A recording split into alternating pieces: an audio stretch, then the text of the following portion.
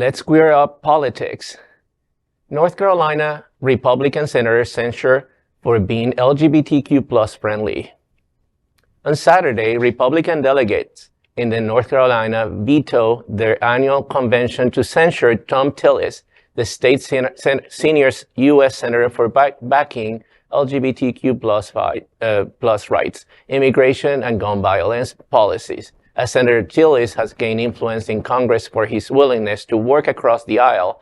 His record of supporting some of key policies has raised concerns among some state Republicans that the senator has strayed from conservative values. Both the state and national GOP platforms oppose same-sex marriage, but Tillis, who had opposed it earlier in his political career, was among the early supporters of the law who lobbied his GOP colleagues in Congress to vote in favor of it.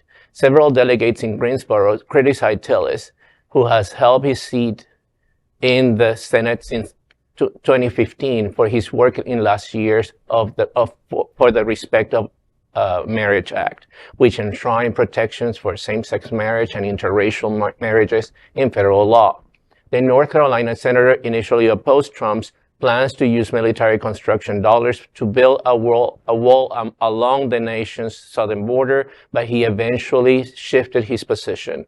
Several state legislatures, including Senator Bobby Hanig of Currituck County, criticized the decision, saying it's a bad idea to create more divisions within the party ahead of an election year when party unity will be paramount.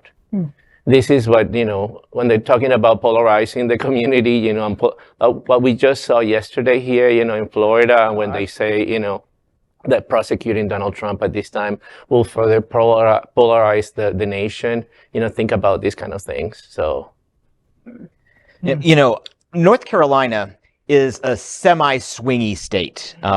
Forget about 2008 when Obama carried it. That's a dimming light in the past.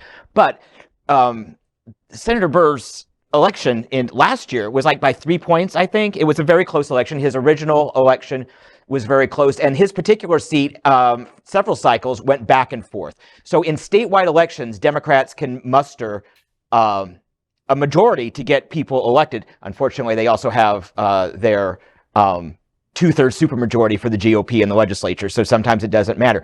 But the fact is, they need to not be hating on their own, because this seat could easily go, and I know it's 4 years away or whatever, this seat could easily go back to Democrats as time goes on. Never mind the fact that it just says to all the independent voters in North Carolina, screw you, we don't care, we're going to eat our own, and then we're coming after you. Yeah, I think it really demonstrates how far they're willing to go, not just to censure people who are the opposite party or not in alignment, but anyone who is daring to just tiptoe across the party line. They're exactly willing to eat their own. We are Queer News Tonight, the world's first and only live daily LGBTQ+ evening news show from Happening Out Television Network.